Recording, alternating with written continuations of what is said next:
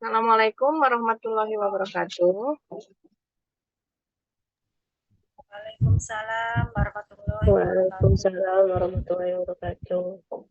Ibu-ibu sekalian, hari ini adalah kelanjutan mata kuliah penelitian kebidanan, benar tidak, Bu? Betul, Bu. Oke. Ya, saya tim bersama Bu Wita.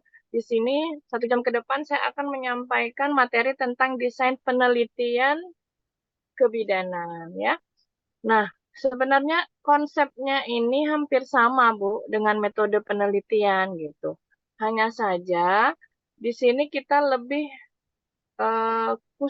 kita lebih fokuskan kepada penelitian kebidanan karena berdasarkan roadmap ya, roadmap program studi kita bahwa ibu-ibu sekalian ini kan prodinya kebidanan. Tentunya penelitiannya juga berhubungan dengan kebidanan. Ya, boleh tidak Bu kesehatan? Boleh, tetapi harus menyesuaikan dengan kebidanan. Dan sebaiknya sesuai dengan visi misi ya Bu. Jadi nanti kalau Ibu melakukan penelitian, itu sebaiknya penelitiannya adalah sejenis komplementer. Jadi ada asuhan kebidanan komplementer. Ya, untuk asuhannya apa saja Bu? Terserah nanti bagaimana kesepakatan ibu-ibu dengan pembimbingnya. Mungkin ada yang mengambil asuhan persalinan, mungkin ada yang mengambil asuhan NIPAS, ya, kehamilan, begitu ya. Yang penting nanti disisipkan asuhan komplementernya.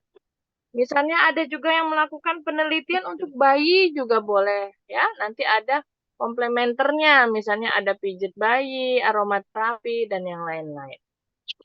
Nah, saya lanjutkan. Ini bisa dibaca ya ibu-ibu sekalian, definisi dari apa itu desain penelitian ya. Nah, menurut para ahli, definisinya bermacam-macam ibu-ibu. Ya, ada yang mengatakan desain itu mengenai keseluruhan konsep yang diperlukan dalam perencanaan dan pelaksanaan penelitian ya. Kemarin ibu-ibu kan sudah mengikuti matrikulasi metode penelitian gitu ya. Nah, ketika ibu mengikuti matrikulasi kemarin, pasti ibu-ibu semua sudah paham jenis-jenis penelitian itu apa saja ya. Jenis penelitian ada dua, ya, penelitian kuantitatif dan juga penelitian kualitatif. Nah, desainnya apa? Desain penelitian yang saya gunakan apa? Jenisnya apa, gitu kan? Nah, sudah ada sekilas kemarin sudah sempat saya sampaikan desainnya apa saja, begitu ya. Nah, untuk tujuan dari desain penelitian ini kan ingin melihat hubungan antara variabel ya Bu ya secara komprehensif agar hasil riset atau hasil penelitian Ibu memberikan jawaban atas pertanyaan ya. Jadi Bu di dalam skripsi Ibu itu kan di latar belakang ada latar belakangnya ya kan. Latar belakang dalam proposal Ibu itu nanti mencakup piramida terbalik ya. Misalnya Ibu menjelaskan dulu secara internasional. Secara internasional itu kan bisa berdasarkan WHO, bisa berdasarkan UNICEF gitu ya. Tergantung tema penelitian yang Ibu ambil. Kalau misalnya temanya persalinan berarti sumber internasionalnya WHO. Ya. Setelah sumber WHO sudah Ibu jelaskan di paragraf pertama, itu kan piramida terbalik. Dikerucutkan kembali, Bu, berdasarkan ASEAN atau Indonesia. Setelah itu Ibu kerucutkan kembali, ya, berdasarkan provinsi. Ibu kerucutkan kembali berdasarkan kota. Kota di mana Ibu akan mengambil penelitian Ibu? Misalnya di Bogor, berarti kota Bogor atau DKI Jakarta, begitu ya. Atau di Depok, berarti di Depok. Lalu Ibu kerucutkan kembali ke studi pendahuluan. Di tempat Ibu akan melakukan penelitian. Nah, setelah latar belakang Ibu sudah tersusun dengan rapi, berikutnya adalah ada rumusan masalah. Masalah itu apa? Ambil. Kalau persalinan saya ingin mengambil Ya, saya ingin mengambil masalah kecemasan pada ibunya. Boleh, silahkan. Ibu masukkan ke dalam rumusannya. Nah, lalu setelah rumusan adalah pertanyaan-pertanyaan riset atau penelitian. Nah, pertanyaan-pertanyaan itulah yang harus Ibu jawab. Jadi antara pertanyaan, tujuan khusus, hipotesis, itu harus ada benang merahnya. Ya, simpelnya, pertanyaan Ibu misalnya ada 5 pertanyaan. Ya, berarti tujuan khusus Ibu juga ada 5. Ya, kalau ada 5 pertanyaan, tentunya dugaan Ibu, hipotesis Ibu juga ada 5. Ya kan? Terus setelah Ibu melakukan penelitian, berarti simpulan Ibu juga ada 5. Pertanyaan ada 5, berarti kan jawabannya juga ada 5. Itu maksud saya benang merahnya. Nah, jadi di sini fungsi desain penelitian ini seperti ini, Bu. Ingin melihat hubungan, ingin melihat pengaruhnya, ingin melihat efektivitasnya, ya seperti apa benang merah ketika kita menjawab dari pertanyaan-pertanyaan penelitian yang ada di bab 2. Oke, saya lanjutkan. Nah, kemarin sepertinya sudah saya sampaikan juga ya, waktu kita di metode penelitian, bahwa desain penelitian itu dibagi menjadi 4. Desain penelitian itu sebenarnya banyak sekali ya Ibu-Ibu, tetapi di sini yang sering digunakan saja. Ya, sering digunakan dan akan Ibu gunakan nanti ketika Ibu skripsi. Jadi ini saja yang akan saya sampaikan. Pertama, ada yang namanya desain penelitian eksperimen. Kenapa saya taruh di atas nih eksperimen? Ya, karena eksperimen ini dalam 2 tahun terakhir ini menjadi desain penelitian unggulan. Ya, bahkan tahun kemarin itu rata-rata 95% mengambil desain penelitian mengenai eksperimen. Nah, kalau desain penelitiannya eksperimen, berarti penelitiannya apa, Ibu? Jenis penelitiannya. Bu Merta, berarti jenis penelitiannya apa, Bu? Kalau desain penelitiannya eksperimen. Jenis Eksperimen. penelitiannya. Kuantitatif apa kualitatif? Kuantitatif ya, Bu. Iya, kuantitatif. Ya, Ibu-Ibu ya. Kalau Ibu sudah memutuskan saya nanti mau penelitian tentang jenis penelitian kuantitatif, berarti kan keempat ini yang Ibu pakai. Keempat ini yang kemungkinan Ibu pakai.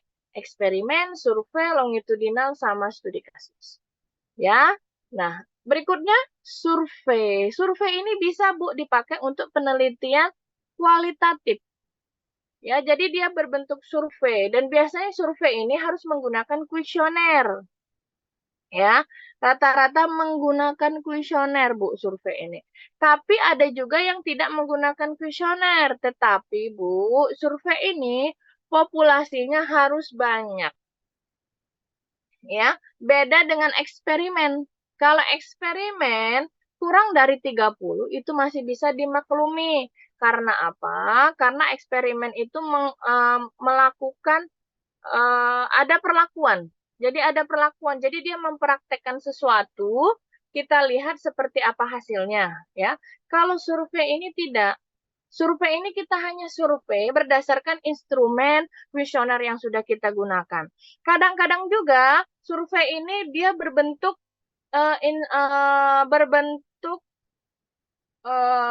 apa namanya ya, sekunder. Ya, berbentuk sekunder. Sekunder itu kan berarti datanya sudah ada di rekam medis, ya kan? Kalau data primer, berarti kan data primer itu data yang kita ambil langsung ke respondennya. Seperti eksperimen kan Ibu lakukan pijit bayi nih. Berarti kan itu langsung. Itu namanya data primer.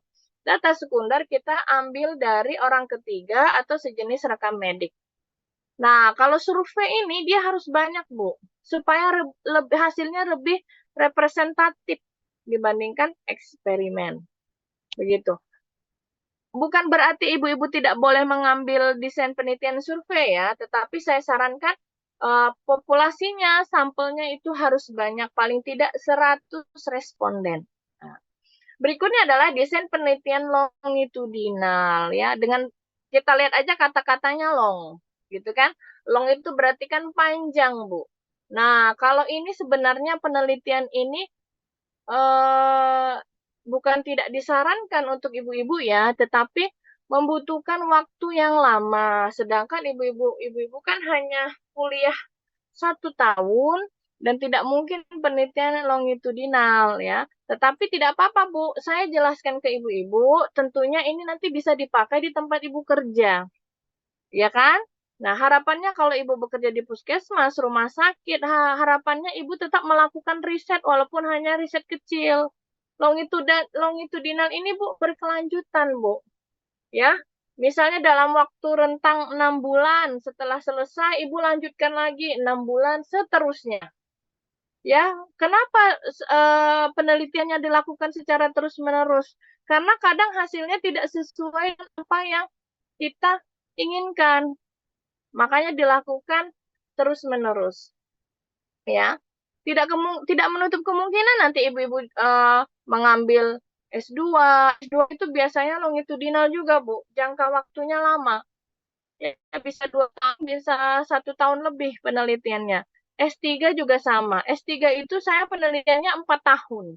Saya kuliah S3 6 tahun. Nah, itu juga jenis penelitiannya longitudinal. Berarti saya harus mengikuti proses.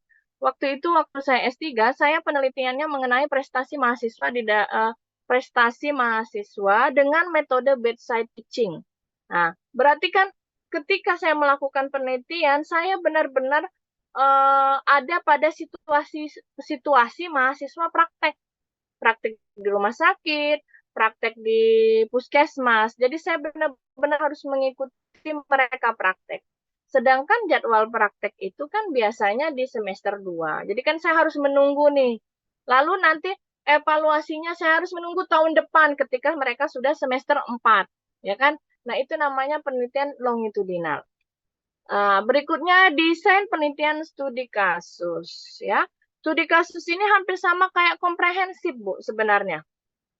Ya, tidak memerlukan banyak populasi dan sampel. Nanti saya tidak paham ya ibu-ibu ada komprehensifnya apa tidak karena kan ibu-ibu sudah S1 kebidanan ya, saya kurang paham. Nah, kalau yang dulu STR kebidanan itu dia ada namanya komprehensif. Jadi dia meneliti, melakukan riset secara komprehensif, tentunya di asuhan kebidanan dari secara sistematis, Bu. Dari dia hamil, dia persalinan, nipas, ya kan? Terus balita, bayi baru lahir, terus sampai KB kalau memungkinkan. Nah, itu namanya penelitian studi kasus. Jadi diikuti dia secara bertahap, ya. Di mana nanti ada masalahnya.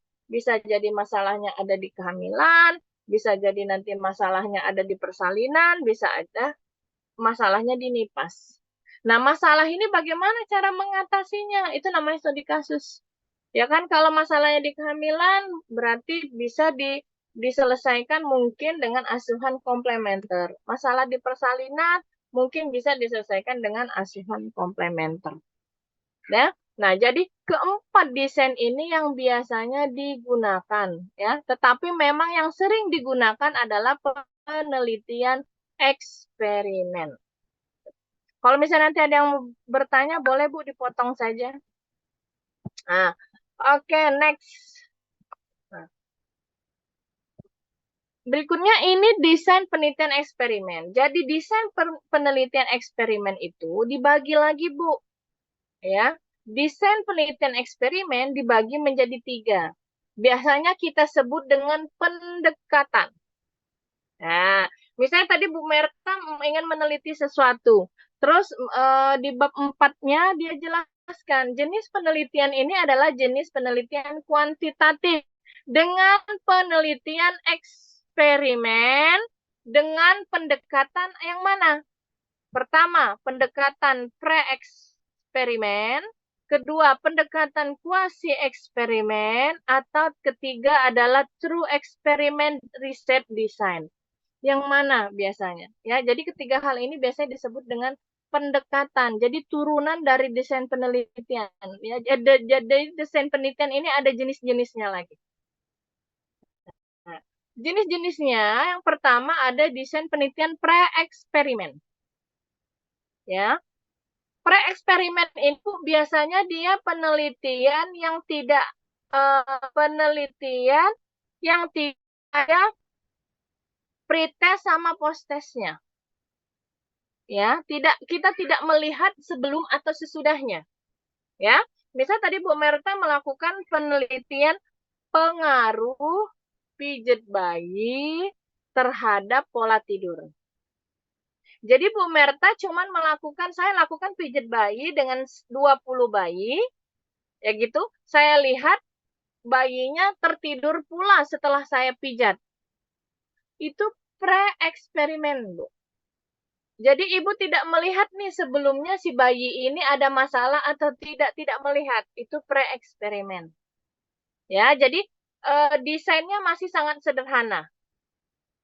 Tapi kalau misalnya Bu Merta tadi ingin melihat sebelum dipijat nih bayinya pola tidurnya baik, buruk atau tidak. Setelah dipijat ternyata menjadi sangat baik. Nah, itu namanya kuasi eksperimen. Jadi ibu melihat sebelum dan sesudah, gitu ya. Terus yang berikutnya adalah true eksperimental. Nah, true eksperimental ini dia eksperimental murni, Bu. Dia tidak hanya melihat sebelum sesudahnya dipijat, ya kan? Tapi dilihat akibatnya apa? Kenapa dia bisa tertidur? Kenapa pola tidurnya menjadi lebih baik setelah dipijat? Itu lebih detail lagi eksperimen. Nah, biasanya true eksperimen ini digunakan oleh peneliti yang sedang studi lanjut S2, S3. Maaf. Jadi kalau misalnya ibu-ibu silahkan menggunakan pendekatan pre-eksperimen atau juga kuasi eksperimen. Ya, sesuai dengan kesepakatan ibu-ibu dengan pembimbing. Kalau tidak melihat pre dan post berarti pre-eksperimen. Kalau melihat pre dan post berarti ibu menggunakan kuasi eksperimen. Sebentar ya Bu ya, saya minum dulu. Iya, Ibu.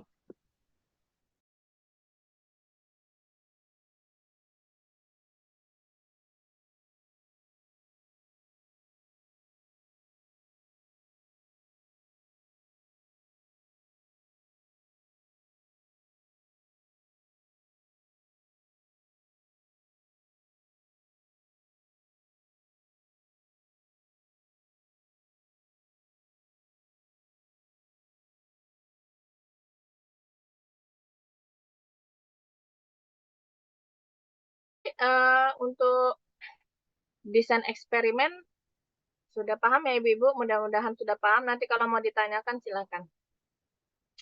Terus yang berikutnya adalah desain penelitian survei. Nah, desain penelitian survei ini dibagi 3 lagi Bu pendekatannya. Ada yang namanya cross-sectional survei, ada yang namanya sampel survei, ada yang namanya sensus survei. Yang nomor 3, sensus survei sepertinya ibu-ibu yang di rumah sakit, di puskesmas ya, puskesmas atau praktek bidan itu kayaknya sepertinya terlibat dalam sensus survei gitu ya. Jadi sensus survei itu dia memang populasinya lebih banyak bahkan ribuan. Tapi biasanya dia jenis penelitiannya hanya berbentuk karakteristik saja. Misalnya berapa orang yang menggunakan KB IUD, berapa yang menggunakan KB implan, misalnya begitu ya. Jadi dia tidak begitu spesifik untuk sensus survei gitu ya. Sampel survei dia hanya terfokus pada sampelnya saja. Dia tidak melihat karakteristik yang mempengaruhinya. Beda dengan cross-sectional. Cross-sectional ini dia juga ingin melihat karakter yang mempengaruhi. Dan cross-sectional survei ini biasanya dilakukan sekali saja, Bu, dalam satu waktu. Ya. Beda dengan eksperimen tadi. Kalau eksperimen tadi kan dia diberikan perlakuan. Bu Merta melakukan penelitian pijat bayi nih, ya kan? Memberi perlakuan. Bu Merta ternyata mau mengambil pendekatan kuasi eksperimen. Berarti kan pre dan post. Dan itu tidak bisa dilakukan sekali. Kita tidak bisa melihat peningkatannya begitu ya kalau hanya sekali pijat. Tentunya kita melakukan pijat paling tidak 3 kali, 4 atau 7 kali. Ingin melihat pola tidur si bayi tadi. Tapi kalau untuk cross seksional itu hanya sekali saja, Bu. Ya, sekali dalam sewaktu-waktu. Nah, contohnya nih penelitiannya mengenai hubungan hubungan paritas, ya kan? Hubungan paritas dengan kejadian PEB. Ya, hubungan paritas dengan kejadian PEB. Ingat ya, Bu, kalau ada kata hubungan dengan, itu sudah paham kita desain apa yang akan kita pakai. Oh, ini desainnya survei. Kalau judulnya pengetahuan terhadap, oh ini desain saya eksperimen, ya. Nah, itu simpelnya seperti itu cara Ibu menandainya, mencirinya seperti itu. Nah, kita kembali ke cross seksional tadi. Jadi hubungan paritas dengan kejadian PEB. Berarti kan di situ tentunya di situ pada ibu bersalin ya, atau juga bisa pada ibu hamil yang usianya sudah 38 minggu, misalnya begitu ya. Nah, itu kan datanya biasanya sudah ada ibu-ibu. Ya, datanya biasanya sudah ada di rekam medis. Jadi itu boleh data yang terdahulu. Misalnya data 3 bulan yang lalu, data 2 bulan yang lalu, itu boleh diteliti. Tidak apa-apa, Bu. Jangan, oh ini udah lewat, nggak masalah. Jadi Ibu meneliti itu, Ibu tentukan tahunnya. Ya, hubungan paritas dengan kejadian preeklamsi pada tahun 2023. Berarti kan tahun 2023 itu kan berarti Januari kemarin, ya kan, sampai dengan Desember, ya. Nah, tapi kan sekarang masih bulan Oktober, Bu. Bulan Oktober. Berarti yang saya ambil penelitian yang mana, Bu? Berarti yang Ibu ambil adalah pada bulan Januari sampai bulan Oktober. Ibu minta direkam medisnya, kan terlihat di situ. Ibu tinggal masukkan namanya siapa. Ibu ini paritasnya seperti apa, multi kah gitu kan, terus grande kah, terus ibunya ini PEB, PEB-nya jenisnya apa. Tinggal dimasukin aja, tinggal dikode aja. Ya, yang PEB grade 1 dikasih kode 1, yang grade 2 Ibu kasih kode 2. Ya gitu ya. Sehari itu bisa kelar dalam satu kesatuan. Jadi Ibu tidak perlu melakukan treatment berulang-ulang. Jadi maksud saya begini, Bu. Cross seksional itu maksudnya bukan datang sekali udah, bukan. Maksudnya perlakuannya hanya sekali. Walaupun Ibu datangnya ke puskesmas untuk minta data berkali-kali kan itu hanya pengambilan datanya saja berkali-kali, tetapi untuk perlakuannya kan tidak Ibu lakukan. Berbeda dengan pijat bayi. Pijat bayi kan Ibu lakukan terus kepada respondennya 3 kali, 4 kali untuk melihat peningkatan pola tidurnya.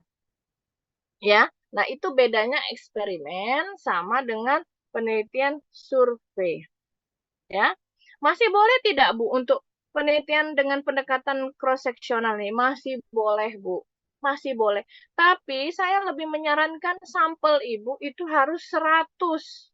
Berarti populasinya itu lebih dari 100. Kemarin yang pernah saya sampaikan ke Ibu, bagaimana cara mengambil sampel yang kemarin rumusnya N sama dengan N per 1 plus N plus 1 kuadrat, ya kan? Nah, jadi populasi cross seksional ini harus lebih dari 100, Bu, sehingga hasil ketika dimasukkan ke sampel itu jumlahnya 100. Ya. Nah, ini untuk desain penelitian survei. Oke, sebentar, kenapa macet?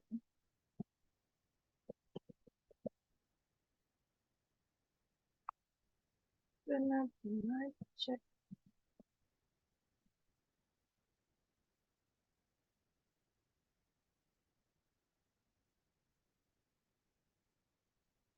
Nah, ini untuk definisinya ya, Bu ya. Ibu bisa baca nih. Ya. Cross-seksional suatu penelitian untuk mempelajari korelasi antara faktor-faktor resiko dengan cara pendekatan pengumpulan datanya sekaligus pada satu saat tertentu. Jadi maksudnya tuh sekaligus itu bukan sehari Ibu ke rumah sakit kelar, bukan. Tapi ya, itu mah teknis ya, Bu. Ibu mau berapa kali datang yang tidak masalah, tapi kan dia tidak perlu melakukan uh, perlakuan sama seperti eksperimen yang berulang-ulang. Makanya dikatakan sekaligus pada satu saat tertentu saja. Nah, cross-seksional ini bisa nggak Bu untuk data primer? Bisa. Ya, bisa. Misalnya Ibu perlu mengetahui, judulnya Ibu perlu mengetahui pengetahuan Ibu tentang ASI eksklusif misalnya. Ya kan?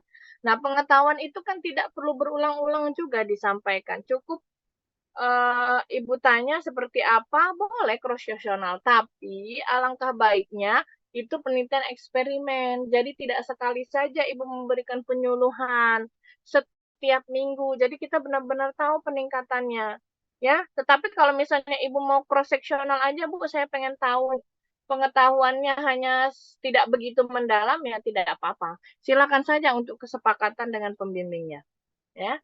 Berikutnya, survei deskriptif cross-seksional ini digunakan untuk menilai beberapa variabel dalam seluruh demokrasi. Jadi maksudnya begini, Bu.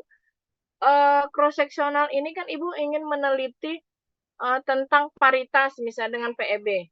Nah, selain paritas, itu apalagi sih karakter yang mempengaruhi PEB? Itu masuk di survei deskriptif. Ya, jadi sebelum Ibu menyampaikan desain penelitian Ibu wajib menyampaikan survei deskriptifnya dulu, baik itu desain eksperimen, survei, dan yang lain-lain. Jadi deskriptif itu penting. Deskriptif itu Ibu menggambarkan karakternya. Ya, contohnya tadi nih, judulnya pengaruh pijat bayi dengan pola tidur si balita misalnya. Deskriptifnya perlu nggak dijelaskan? Perlu, Bu. Deskriptif itu bisa kita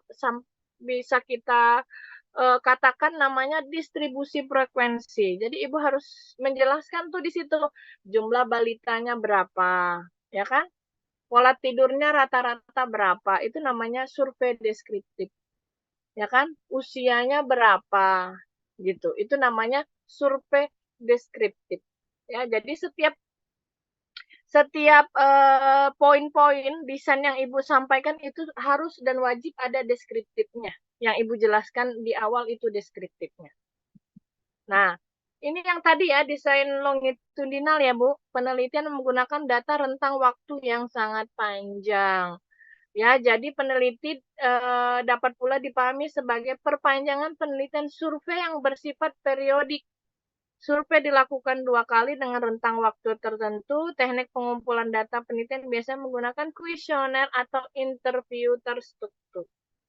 Ya, jadi dia harus menggunakan kuesioner atau juga interview, Bu. Interview terstruktur itu maksudnya instrumennya itu juga dilakukan uji validitas dan reliabilitas. Ya. Oke. Nah, desain penelitian studi kasus. Studi kasus menjadi metode paling sesuai untuk penelitian di sebuah penelitian karena mengedepankan survei dan proses histori. Ya, jadi kalau survei itu kan kita harus ada historinya, riwayat persalinannya bagaimana, riwayat kehamilannya seperti apa, lalu dilakukan uji validitas dan reliabilitas. Ya, validitas ini maksudnya itu kuesioner yang kita pakai itu instrumen yang kita pakai itu valid atau tidak, bisa dipakai dalam satu waktu atau tidak. Reliabilitas ini maksudnya tinggi atau tidak reliabilitasnya. Nah, ini adalah kedua hal yang berbeda, Bu, dilakukan, tapi sebenarnya satu kesatuan. Misalnya nanti penelitian Ibu ingin mengetahui peningkatan pengetahuan Ibu tentang ASI eksklusif. Dan Ibu-Ibu memutuskan untuk mengambil penelitian eksperimen. Nah, sebelum Ibu terjun ke lapangan untuk melakukan penelitian, tentunya instrumen kuesioner yang akan Ibu bagi itu harus melalui uji validitas dan rehabilitas. Ya, uji validitas dan rehabilitas ini harus dilakukan, Bu, tidak boleh dilakukan. Contoh nih, misalnya Bu Merta, Bu, saya menggunakan kuesioner yang lalu, yang punya kakak kelas, yang punya saudara saya, misalnya, itu tidak boleh, tidak sah, walaupun judulnya sama. Itu tidak sah, karena apa? Karena berdasarkan waktu pun sudah berbeda, itu tahun yang lalu, sedangkan kita meneliti tahun yang sekarang. Tentunya karakternya, sampel orang yang kita gunakan untuk uji validitas itu berbeda. Jadi Bu Merta harus melakukan uji validitas dan rehabilitas ulang, walaupun sebenarnya kuesionernya sama. Kecuali instrumennya sudah dipatenkan secara internasional atau nasional. Contohnya instrumen WHO, instrumen Depkes, instrumen Departemen apa itu statistik itu boleh dipakai, ya. Tapi kalau instrumen yang digunakan oleh teman sejawat ataupun kakak kelas yang sudah lalu itu tidak boleh, harus dilakukan uji validitas. Uji validitas dan rehabilitas ini sampelnya berbeda, Ibu-ibu. Tidak boleh satu sampel dengan sampel penelitian. Ya, makanya uji validitas ini disarankan tempatnya berbeda. Tempatnya berbeda. Tidak boleh sama. Kalau memang benar tidak bisa nih, misalnya Bu Merta, bimbingan saya, Bu ini nggak bisa, Bu, saya di tempat lain dengan kondisi seperti ini. Oke, di satu tempat penelitian boleh, tetapi harus ditandai sampelnya tidak boleh sama, orangnya tidak boleh sama, ya, orangnya tidak boleh sama, karena itu nanti terjadi bias, ya, makanya uji validitas itu tidak boleh sampelnya. Contoh lagi nih, Bu, boleh nggak uji validitas rehabilitas itu berbarengan, Bu, dengan penelitian? Ya jelas tidak boleh.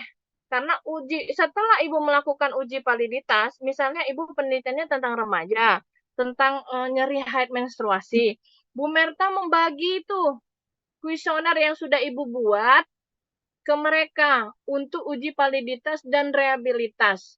Nanti ketika setelah selesai, Ibu inputlah ke dalam SPSS. Ya, setelah Ibu input, ada 20 soal tadi yang Ibu buat. Ada 20 pertanyaan, tetapi ketika Ibu input ke uji validitas dan rehabilitas, ternyata Bu yang valid itu cuma 10. Nah, 10 pertanyaan itulah yang harus Ibu bagikan ke tempat penelitian, sampel penelitian yang sebenarnya. Jadi tidak boleh berbarengan. Ya, itu alasan kenapa tidak boleh berbarengan uji validitas dan rehabilitas. Gitu ya. Nah, nanti untuk SPSS-nya kan memang kemarin saya sudah diskusi sama Bu Anti, Bu Yokiwanti, nanti SPSS-nya saya yang masuk ya. Nanti kita atur aja jadwalnya kira-kira kapan Ibu kosong. Kapan Ibu kosong kita akan atur kita akan atur, saya akan mengajarkan uji SPSS dari eksperimen, cross-sectional, validitas, rehabilitas, dan lain-lain. Ya, nanti diatur aja, tolong Bu Merta waktunya untuk minggu depan. Baik, Oke. Ibu. Ya, ini ya tadi desain penelitian eksperimennya ya. Pra-eksperimen, eksperimen sejati ini maksudnya eksperimen murni. Yang berikutnya adalah kuasi eksperimen. Bu, tulisannya yang mana benar ya, Bu? Kuasi pakai K apa pakai Ki? Boleh aja. K itu kan Indonesia, Ki itu bahasa Inggris. Silakan saja. Ya. Nah, terus Bu, kalau kuasi nih pra ya. Pra eksperimen sebuah kelompok sebagai kelompok observasi setelah menerapkan faktor sebab akibat satu kelompok pretest. Jadi dia hanya satu saja, Bu. Tidak ada dua yang tadi saya sudah sampaikan. Ya, dia hanya satu, dia tidak melihat sebelum sesudahnya, dia hanya satu sampel saja. Jadi Ibu pakai pra eksperimen. Kalau mana ya? Kuasi eksperimen ada dua grup. 2 grup. Ya, satu grup nih yang nggak diapa-apain si bayinya. Satu grupnya itu dilakukan sebelum dan sesudah. Ya, tapi yang sering dipakai yang mana? Yang ini ya Bu, kuasi eksperimen. Begitu. Oke. Nah, ini adalah keuntungan desain penelitian eksperimen. Dapat mengidentifikasi sebab akibat dari suatu hipotesis. Karena tadi apa, Bu? Karena kita dominan melakukan perlakuan, lalu kita melihat nih sebelum sesudahnya. Jadi kita tahu nih sebab akibatnya, ya kan? Nah, itu adalah keuntungan penelitian eksperimen. Penelitian memiliki pegangan yang lebih kuat atas variabel untuk mendapatkan hasil yang diinginkan. Karena kita terjun langsung ke pasien, data kita adalah data primer, kita benar-benar melakukan perlakuan. Jadi kita punya data nih, kita punya data, punya argumen, ya kan? Tetapi ibu-ibu sekalian, saya sarankan untuk penelitian eksperimen ini, perlakuannya jangan ibu yang melakukan.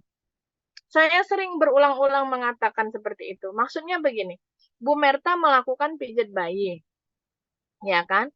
Pijat bayi itu dilakukan oleh siapa? Ibu sebagai peneliti, Bu Merta atau yang lain? Kalau saya menyarankan lebih baik itu orang lain. Kalau Bu Merta, kalau Bu Merta itu nanti terjadi bias karena ibu melakukan penelitian. Nah, jadi mungkin Bu Merta yang meneliti pijat bayi misalnya, begitu ya. Bu Yuyun yang membantu ibu untuk memijatnya. Kalau Bu Merta sendiri yang melakukan, tentunya Bu Merta pasti melakukan dengan baik. Benar ya Bu Merta? Sebaik-baiknya nih, jangan sampai salah nih saya mijitnya. Nah itu nggak boleh seperti itu. Berarti Ibu sudah memberi perlakuan di luar penelitian. Nah sebaiknya kalau penelitian desain eksperimen ini yang melakukannya adalah orang lain. Misalnya Bu Yuyun nih. Bu Yuyun melakukan pijat bayi. Nanti giliran Bu Yuyun misalnya penelitiannya tentang pijat oksitosin yang melakukan ya Bu Merta. Hah? Bentar ya. Begitu ya Bu. Jadi coba nanti kalau penelitian saran saya itu benar-benar diperhatikan. Makanya kadang-kadang ibu-ibu itu ketika melakukan penelitian itu hasilnya bagus semua, sempurna semua. Kadang saya bukan nggak percaya begitu ya, karena ketika saya tanya kalau saya menguji siapa yang melakukannya, saya sendiri Bu. Kan ibu peneliti, ibu hanya mengamati, yang melakukan haruslah orang lain Bu. Ya, begitu. Nah, kalau untuk khusus eksperimen. Terus yang melakukan juga sudah harus pelatihan, Bu. Kalau Bu Merta mau melakukan pijat bayi, kan berarti orang tersebut sudah melakukan pelatihan. Misalnya dia bidan apa yang sudah melakukan pelatihan itu ya. Jadi bukan seorang mahasiswa yang belum melakukan penelitian, belum melakukan pelatihan pijat bayi ya.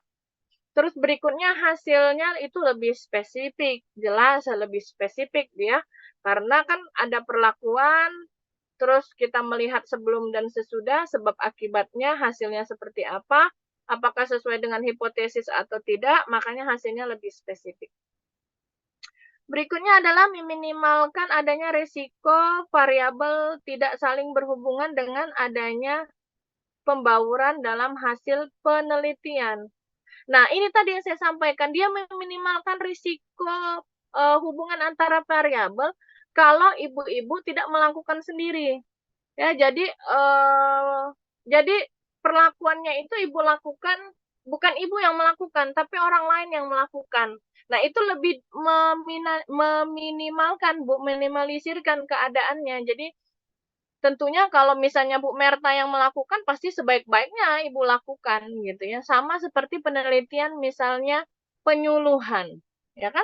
Penyuluhan tentang stunting misalnya. Tentunya kalau Bu Yuyun yang melakukan penelitian itu lalu Ibu lakukan penyuluhan sendiri, pasti benar-benar Ibu atur tuh sedemikian rupa hasilnya benar-benar bagus. Itu namanya bukan penelitian, Kalau udah bagus penyuluhannya, hasilnya udah bagus kan berarti di situ tidak ada masalah begitu ya.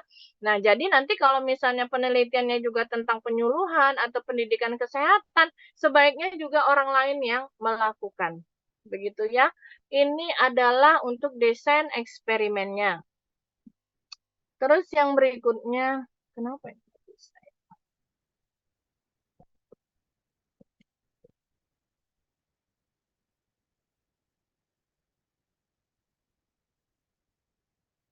Terus yang berikutnya,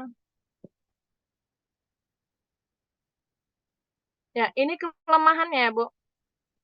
Setelah keuntungan ada kelemahannya. Desain penelitian eksperimen sulit mewakili populasi. Kenapa, Bu? Sulit mewakili populasi karena itu tadi ya, Bu. Sampelnya sedikit. Biasanya kurang dari 30. Bu, kalau sampelnya saya perbanyak bagaimana? Enggak masalah.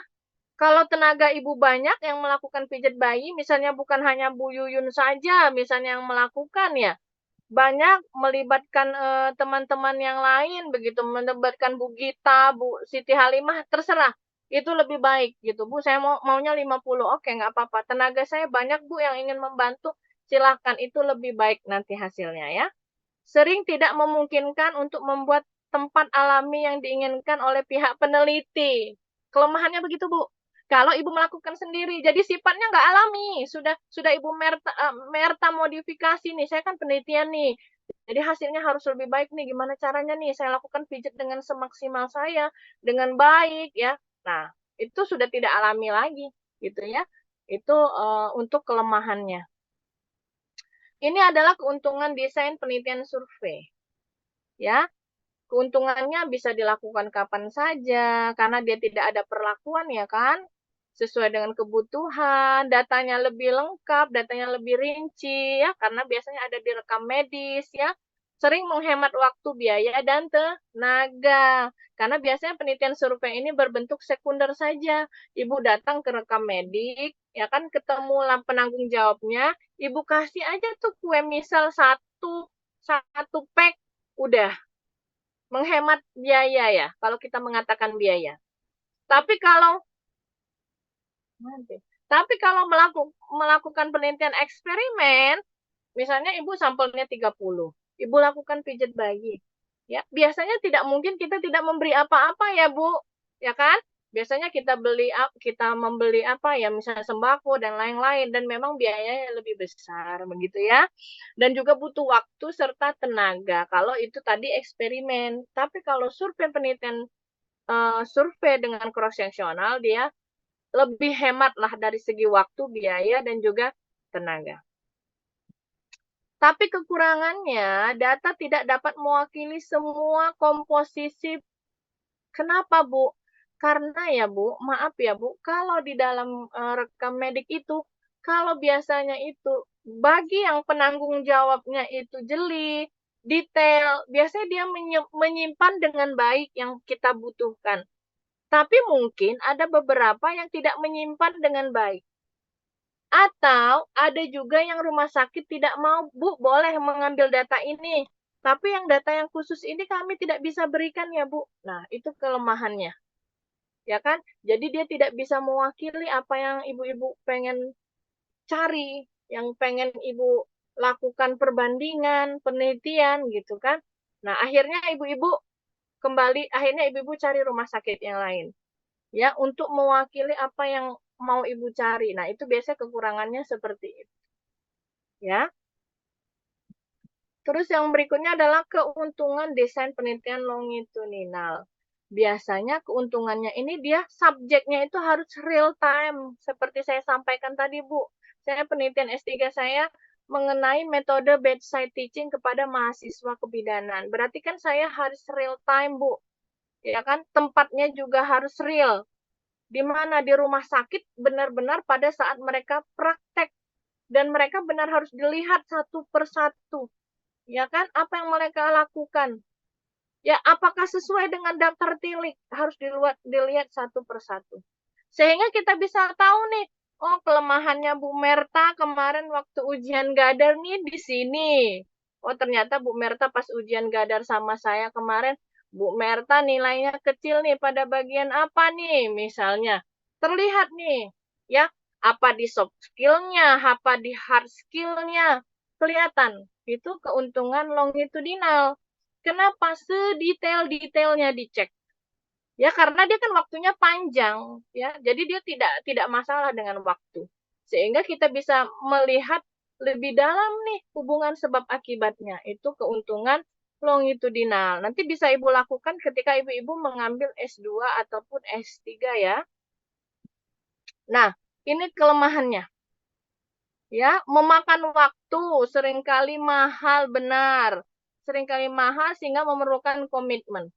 Ya, seperti saya penelitiannya saya harus membuat daftar tilik, saya harus membuat modul, saya harus cetak modul, ya kan? Saya harus siapkan konsumsi, snack, ya kan, souvenir, yang lain-lain. Jadi memang apa namanya kelemahannya ada pada ini ya, kurang lebih mahal lah, lebih mahal dan juga berhubungan dengan waktu. Oke, terima kasih. Itu ya, Ibu-ibu. Jadi ini saya khusus rangkum sedemikian rupa supaya Ibu-ibu pahami. Jadi tidak banyak-banyak saya sampaikan ke Ibu-ibu. Yang penting Ibu-ibu paham nih. Oh, nanti ini saya meneliti apa nih? Saya ada dua nih jenis penelitian. Saya mau meneliti kualitatif apa kuantitatif, gitu kan?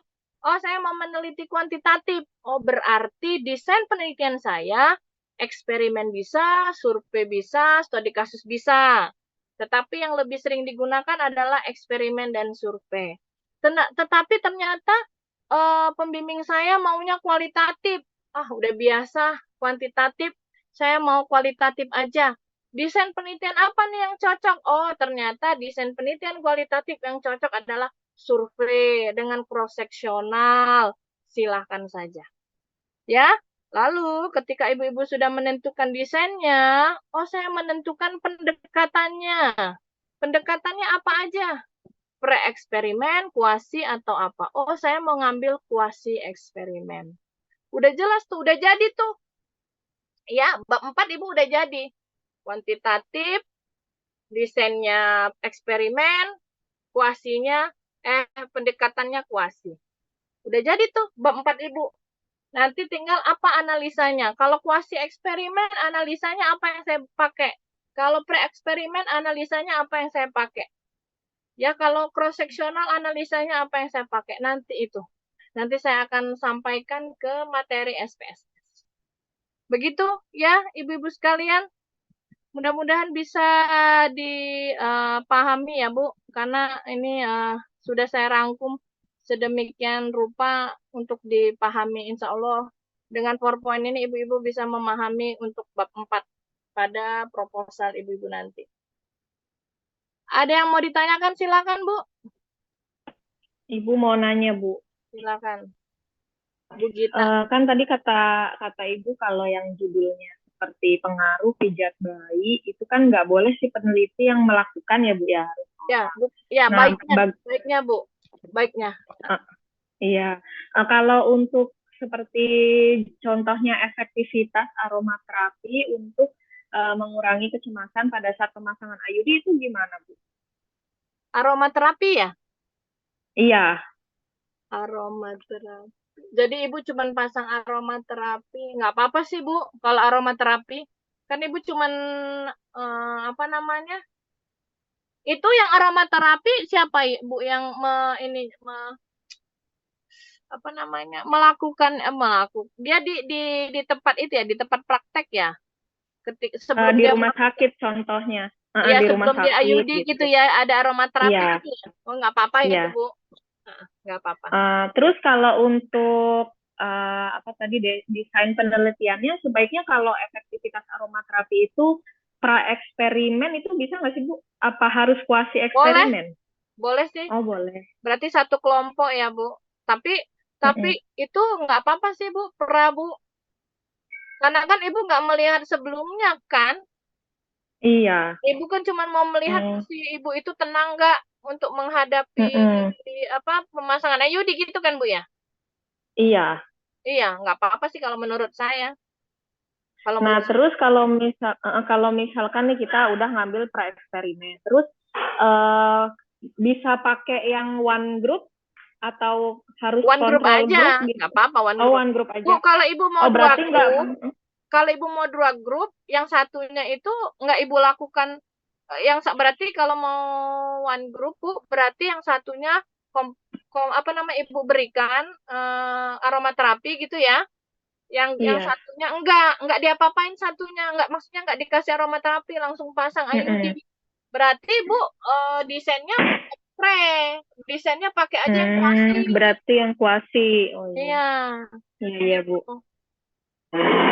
Nah, kalau misalnya Bu dalam 1 bulan itu kan misalkan jumlah kelahiran itu di tempat saya 50 contohnya. Nah, dari 50 itu kan yang dipasang IUD contoh 30. Nah, itu ngambil sampelnya gimana, Bu?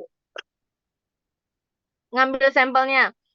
Berarti gini, Bu, Ibu masukkan dulu dia ke rumus yang selopin kemarin. Populasi Ibu berapa? 50 ya? Itu 50 itu kan jumlah kelahirannya. Nah, Iya, yang berarti kan populasinya itu. Iya, Terus Ibu masukkan dulu ke rumus selopin itu kan. Ibu mau cari sampelnya dulu ya kan? Ya kan? iya. 50 dimasukin yang rumus yang kemarin Bu, ingat nggak? N sama dengan N besar per N. Waktu matrikulasi itu saya sampaikan. N besar Yang per terbaca N lagi, Bu. plus 1 gitu ya. Nanti Ibu lihat aja ya. Itu dimasukkan dulu, Oh Bu. iya, iya. Tapi kayaknya kalau Oh iya, Bu. Tapi kayaknya kalau 50 dimasukkan ke sampel itu kayaknya agak kecil deh. 30 ya kali ya. 30 deh kayaknya sampel. Nggak apa-apa, Bu. Dibagi 2, Bu. Kalau mau buat one group. Jadi 15 Oh iya, untuk iya. grup yang apa namanya? Grup kontrol, namanya grup kontrol ya, Bu. Jadi grup yang tidak Iya. diapa-apain itu namanya grup kontrol. Yang grup Ibu kasih perlakuan namanya grup eksperimen. Jadi 15 dibagi harus sama, Bu, 15 Oh, 15. paling enggak ya. Bisa dimaklumin, Bu, Oh, kalau 15-an masih lah. Ya. 15 sampai 20. iya, iya, Bu. Iya. Kasih ya, Ya, Bu. ya sama-sama. Ada lagi, Bu? Silakan. Bu. Oke, itu aja untuk perkuliahan kita hari ini. Mudah-mudahan bisa dipahami. Assalamualaikum warahmatullahi wabarakatuh. Waalaikumsalam. Waalaikumsalam.